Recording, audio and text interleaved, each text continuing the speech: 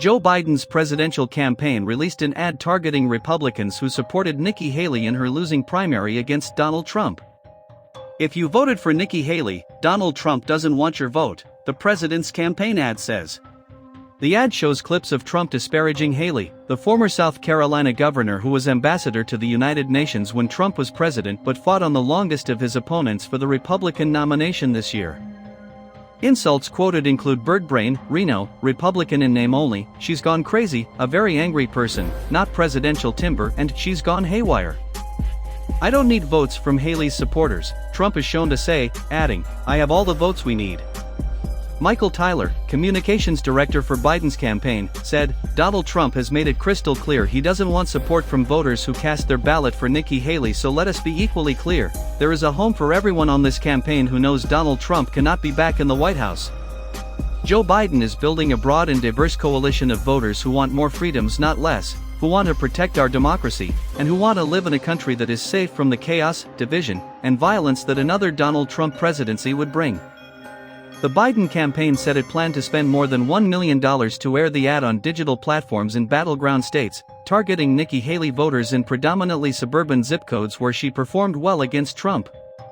The Biden campaign this week saw encouraging results in many states likely to decide the election, gains that led Simon Rosenberg, an influential Democratic operative, to say the Biden bump is real. Biden has also vastly outraised Trump, including through a high-profile fundraiser in New York City on Thursday, at which the president appeared with Barack Obama and Bill Clinton, his most recent Democratic predecessors in the Oval Office. Unnamed Biden officials told the Washington Post senior figures including Jeffrey Katzenberg, the Hollywood mogul and campaign co-chair, had spoken to people in Haley's orbit. The question of outreach to anti-Trump Republicans is a perennial one.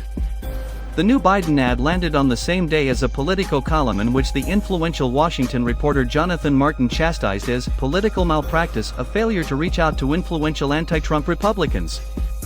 Figures cited as ripe for wooing included Chris Christie, the former New Jersey governor who has ended his flirtation with a third-party run, the former President George W. Bush, the former House Speaker and vice presidential nominee Paul Ryan, and Mike Pence, Trump's vice president whose run for the nomination failed but who sensationally said he would not endorse Trump this year.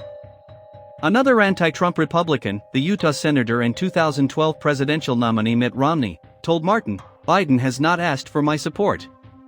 I'm pretty critical of his mess at the border, that should have cooled his jets." Haley dropped out of the Republican primary after Super Tuesday, March 5, having won only the minor prizes of Washington, D.C. and Vermont. In her concession speech, she said, "It is now up to Donald Trump to earn the votes of those in our party and beyond who did not support him, and I hope he does that." Haley's brother, Miti Randhawa, recently said Trump had not answered his sister's plea, adding, "Shame on you. You will need them." Haley has not endorsed Trump and has said she no longer feels bound by a pledge to support the Republican nominee. Her supporters remain a prized commodity.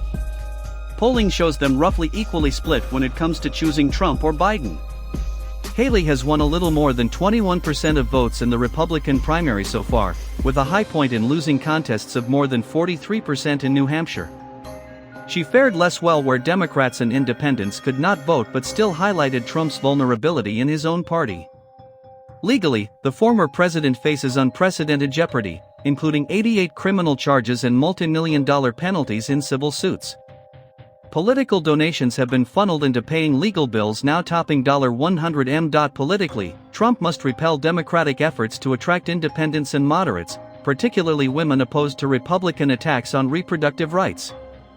After Haley dropped out, Biden said, "Nikki Haley was willing to speak the truth about Trump, about the chaos that always follows him, about his inability to see right from wrong, about his cowering before Vladimir Putin." Donald Trump made it clear he doesn't want Nikki Haley's supporters. "I want to be clear, there is a place for them in my campaign." That campaign now hopes enough of Haley's supporters will follow Michael Burgess, a South Carolina teacher who recently told the Associated Press, "I will reluctantly vote Biden. We can survive bad policy, but we cannot survive the destruction of the Constitution at the hands of a morally bankrupt dictator lover in Trump who, supported by his congressional mega minions, would do just that."